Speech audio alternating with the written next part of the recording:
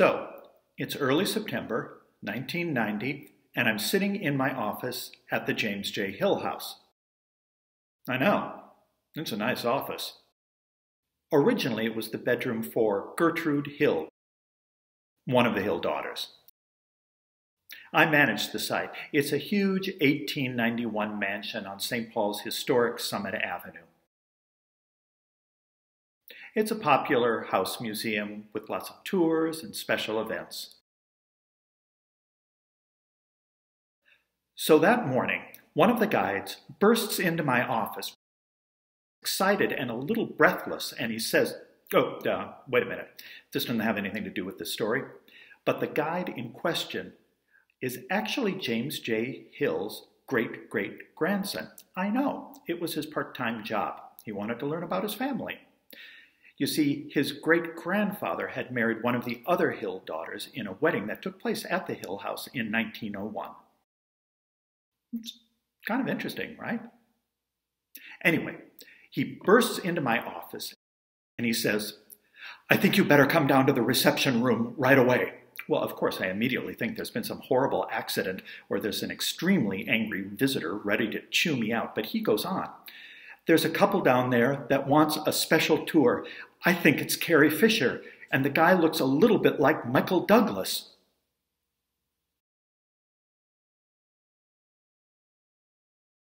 Well, I go downstairs, and I immediately know it's Carrie Fisher, in part because she smiles and holds out her hand and says, "Hi, I'm Carrie Fisher." Right behind her, a guy in sunglasses nods and says, "Hi, Don Henley." I say what I've said thousands of times. "Hello, I'm Craig Johnson, and welcome to the James J. Hill House." And then I add, "Wow." Carrie jumps right in. "I normally don't do this, but we don't have very much time, and I'd really love to see the house. Is that at all possible, do you think?" "Of course. Follow me. Let's look around." And so Carrie and Don and I have a little tour of the James J. Hill House.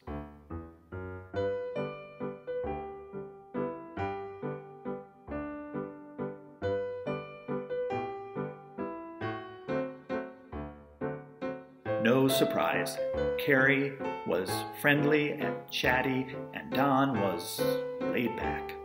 They looked exactly like they should. Carrie had on a sleeveless, simple black dress, and she had a cute little pixie haircut. Don, I think, was wearing jeans and a jeans jacket, but what I really remember is that he kept his sunglasses on the entire time, which is hilarious because the Hill House is incredibly dark. So instead of making him less conspicuous, it actually drew attention to him, so that every time we passed another tour, everybody would turn and stare.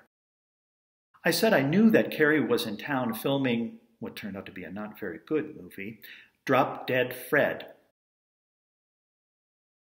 And she explained that she and Don were neighbors in Beverly Hills. But then Don chimed in to say that he was looking for another house, maybe here on Summit Avenue. You know, someplace to get away. I said there were some incredible houses for sale right in the neighborhood. And since at that time I had an apartment that was just a block away, of course I took that to the limit and immediately started imagining my buddy Don and I getting together, good neighbors and all. He saw a painting of the Stone Arch Bridge in the art gallery and he said, "Hey, that's right by my hotel, I think." "Oh, you must be staying at the Whitney." I told Don that I Can't Stand Still was my favorite album of his. And even though Dirty Laundry was like the big hit from that album, I thought Johnny Can't Read was much more catchy.